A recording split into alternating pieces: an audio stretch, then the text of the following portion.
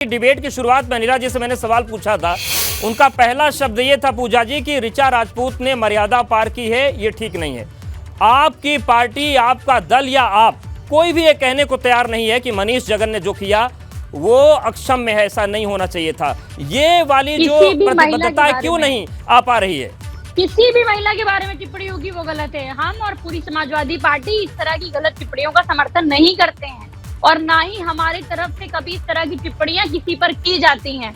लेकिन भारतीय जनता पार्टी तो ट्वीट कौन कर रहा था राजनीति कर रहे हैं, वो ट्वीट कौन कर रहा था? तो ये साफ नहीं हो पाया है कि वो कौन कर रहा था। क्या वो ट्विटर हैंडल हैक हो गया था? क्या भारतीय जनता पार्टी के पास तो ट्विटर से लेकर ये एक बड़ा एंगल अनिला जी आपके पास आएंगे। वो कह रहे हैं ट्विटर हैंग भी हो सकता है और मीडिया सेल का हालांकि वो ऑफिशियल हैंडल था, ब्लू टिक था। और सवाल यही है कि सियासत के गालीबाज कौन है और क्या इनको बचाने की कवायद चल रही है? बड़ी बड़ी सभ्यता की बातें जरूर होती है लेकिन सभ्यता को निभाने को कोई तैयार नहीं है। ये सभी मछली किसानों को बेबी फिश सप्लाई करके महीने का 2 लाख कमा रहे हैं।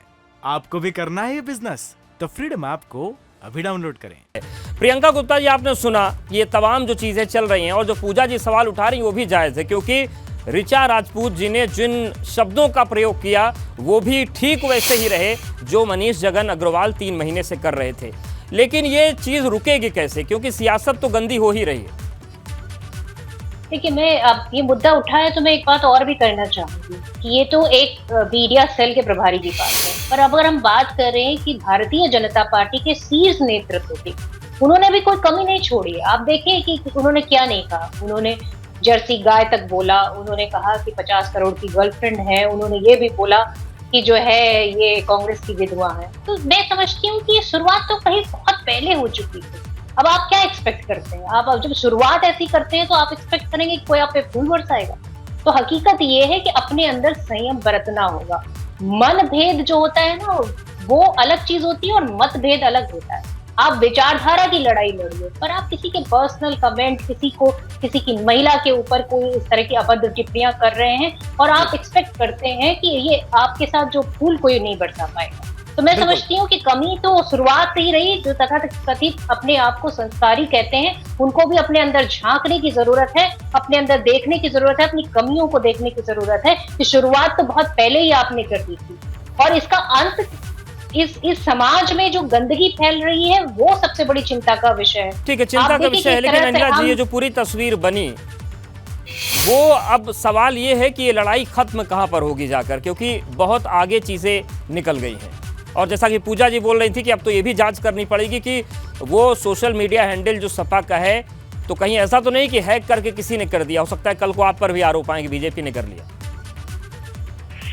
देखिए, सबसे पहली बात तो ये है कि मैं पूजा जी को सुन रही थी, उन्होंने 2 बात कही। ऋचा राजपूत जो है उनके विषय में कहा और दूसरा ये कहा कि हो सकता है ट्विटर हैंडल इनका हैक कर लिया जी। दोनों बातों का मैं उत्तर दूंगी उनको, पर उससे पहले मैं प्रियंका जी को कहना चाहूंगी। प्रियंका जी, जो दोनों विषय आपने अभी अभी उठाए हमारे देश के प्रधानमंत्री जी को लेके, जो आपकी पूर्व अध्यक्षा है, उनके विषय में, तो केवल आज तो सबसे पहली बात ये है सोशल मीडिया पे किस प्रकार की गंदगी फैलाई जा रही है उस पर चर्चा हो रही है। पर फिर भी मैं आपको बता देती हूँ, कट कॉपी पेस्ट करके जो इस प्रकार की बयानबाजी सर्कुलेट की गई वो बिल्कुल गलत है। ना तो उन्होंने जर्सी काऊ की तुलना जो है सोनिया जी से करी और ना ही कांग्रेस की विधवा कहा। ये कट कॉपी पेस्ट वाला जो धंधा कांग्रेस पार्टी करती है ये उसी का नतीजा है।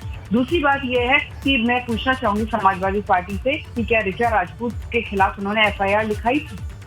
आजकल की बात नहीं कर रही हूँ। जब उन्होंने इस प्रकार का पोस्ट किया था, क्या उन्होंने कोई भी FIR दर्ज करी थी? अगर करी थी तो बताइए तारीख और समय, क्योंकि इन्होंने कोई FIR दर्ज नहीं करी। एक बात पूरी कर लो। जी जी, ठीक है। और दूसरी बात, इन्होंने कहा कि ट्विटर हैंडल हैक कर लिया। साहब, आपके पार्टी के अध्यक्ष हैं, पढ़े लिखे हैं, विदेशों में पढ़कर आए हैं। क्या अगर आपका ट्विटर हैंडल, समाजवादी पार्टी का ऑफिशियल ट्विटर हैंडल हैक होता तो हैक हैंडल के लिए वो धरना प्रदर्शन करते और पुलिस हेडक्वार्टर्स में जाके पुलिस के साथ ये कहते कि मुझे जहर खिला दोगे चाय के अंदर? ठीक है, वक्त कम है। एक आखिरी रिएक्शन पूजा जी आप कर ले रहे हैं। हम अपने पार्टी के कार्यकर्ता को छुड़ाने गए थे, हम हैक ट्विटर हैंडल के लिए नहीं गए थे। और रही बात आप FIR की, लड़कियों का पूजा शुक्ला जी, ऐसे व्यक्ति को क्यों छुड़ाने गए थे आप?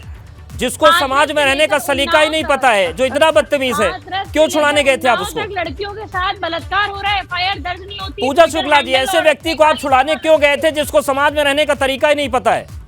आप मुझे ये बताइए कि अभी तक जब जांच नहीं हुई, ये पता नहीं चला कि वो ट्विटर हैंडल कौन चला रहा था और मनीष जगन को आपने उसमें फ्रेम कर दिया, किसी को भी ऐसे उठा कर वो सोशल मीडिया हेड है आपके, जो हेड है उसकी जिम्मेदारी तो तय होगी ना। कोई ऑफिशियल सोशल मीडिया हेड नहीं है, कोई ऑफिशियल सोशल मीडिया हेड नहीं है। किसने? ठीक है शैलेश, एक आखिरी आपसे रिएक्शन लेना चाहते हैं, ये लड़ाई कहां पहुंची? 10 सेकंड में, वक्त एकदम नहीं है शैलेश।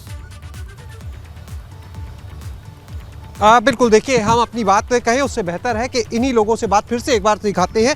आपका नाम? सृष्टि राय। कम शब्दों में बताइए, एक लाइन में कहें तो आप क्या कहेंगे इस पूरी लड़ाई में?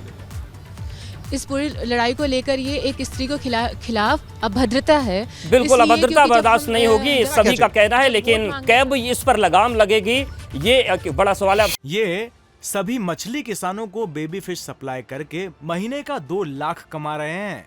आपको भी करना है ये बिजनेस? तो फ्रीडम ऐप को अभी डाउनलोड करें।